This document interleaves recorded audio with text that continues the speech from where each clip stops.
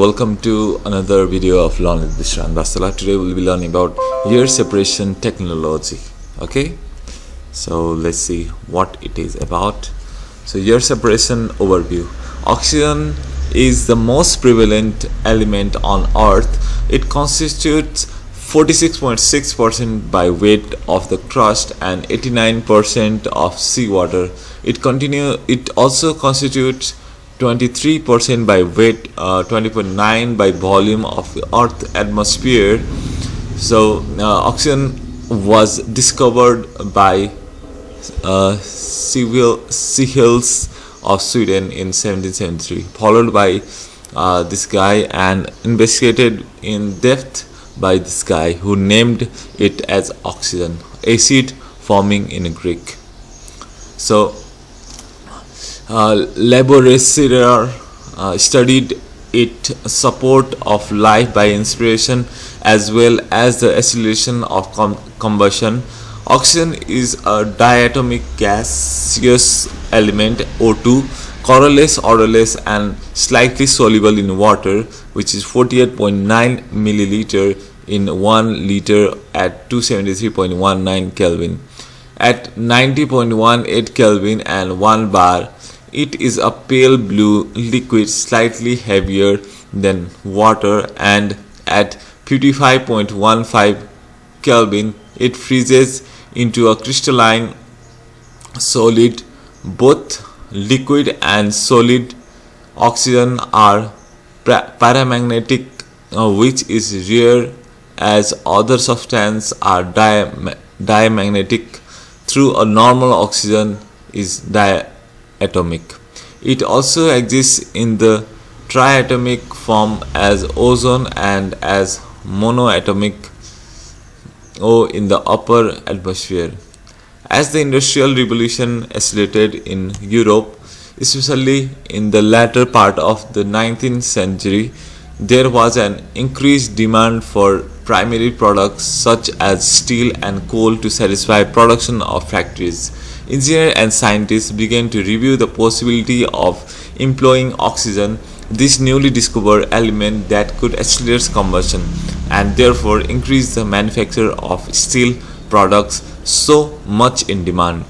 As noted, oxygen was available in the atmosphere and only at approximately 21%. To recover it economically required the design and construction of industrial size process unit. Moreover, the only process considered was liquefaction, separation, and revaporation. Gaseous oxygen could increase the smelting of iron ore. Oxygen in liquid form, when mixed with carbon particles, could be used as a more powerful explosive to mine much needed coal in large quantities. The liquefaction of air was only the first step to recovery and purify large-scale oxygen production. Linden had proved that air could be liquefied on the commercial scale. The next step was to fractionate air and recover oxygen in as pure a state as required by the industry. Linden's first venture in the separation of air was not very successful. He permitted liquid air to evaporate, assuming the nitrogen, the more volatile component, would evaporate completely, leaving behind fairly pure liquid oxygen. Needless to say, the experiment did not work, even though there was an important difference of 12.9 Kelvin in their respective boiling points. At 101.325 kilopascal, a substantial portion of oxygen evaporated along with the nitrogen. In short, Linden found out that the separating nitrogen from a mixture with oxygen was not an easy task. Even assuming that the atmospheric air is a simple mixture of only two components, namely oxygen and nitrogen, as everyone believed at the time, the separation of these two gases required additional external work. Without wasting any time, Linden therefore turned the attention to distillation and fraction fractionation. So nitrogen, oxygen, so constitute of air of Earth atmosphere in mole fraction. So 78 20.9. So argon and all the things. So argon is very difficult, but nitrogen and oxygen are the, I think, good. But hydrogen, even hydrogen can be extracted because it is much lighter, yeah, in the distillation unit, and the first gas to come out of distillation would be hydrogen. So I think hydrogen and helium are easy to extract, but I am not quite sure about it, and people here in Pokhara, they might also not be sure about it. Okay.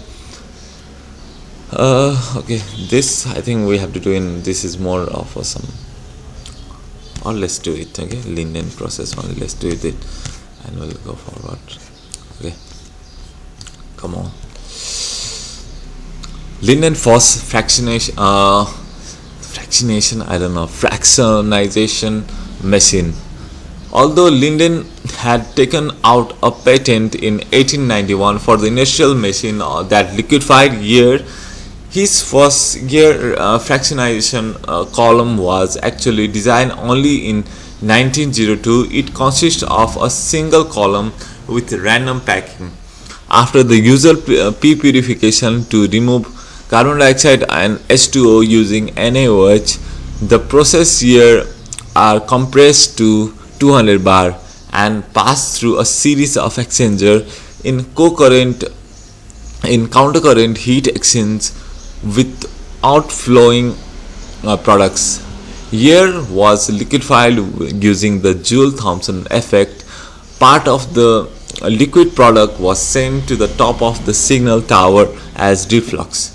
The procedure followed the basic distillation principle known at the time. Unfortunately, the gaseous product leaving the top of the column had an oxygen content of 7%. Calculating the oxygen recovery, one finds like 21 equal to x plus 1 minus x 0.07, which x equal to this. So 7% oxygen and nitrogen is in the top, almost pure oxygen is in the liquid bottom part. Recovery of oxygen 71%, which was commercially inadequate. Furthermore, the nitrogen product contained 7% of hydrogen was unusable. By trial and error, it was determined that a single column required pure liquid nitrogen reflux at the top. This was carried out by sending the liquefied air into the middle of the column. As the liquid entered the column, its vapor rose to the top and passed through a special apparatus containing pure liquid nitrogen boiling at a temperature of 75 Kelvin. Even though its normal boiling point was 77.4 Kelvin, this lower temperature was achieved by boiling the liquid nitrogen at a very low pressure, around 93 mbar. The procedure stripped the rising vapor of all the oxygen, with, after being recognized, descended to the top of the tower. The vapor leaving at the bottom was almost pure nitrogen. This process, however, required a vacuum pump with all the ancillary equipment and also extra apparatus. Even though considered an important improvement, the process was not commercially acceptable and was rejected for air separation. But it did open the door for the development of double column well known today. This development also emphasized the importance of single column and promoted its refinement for the production of high purity nitrogen and ultimately ultra high purity nitrogen, so necessary today in the manufacture of electronic component. Finally, adaptation of the expansion machine to operate at cryogenic temperature in 1902 completed the general parameter of commercial year separation. At this point, the fundamental of separation of year merit of review. So thank you so much. We'll see you in another video. Take care.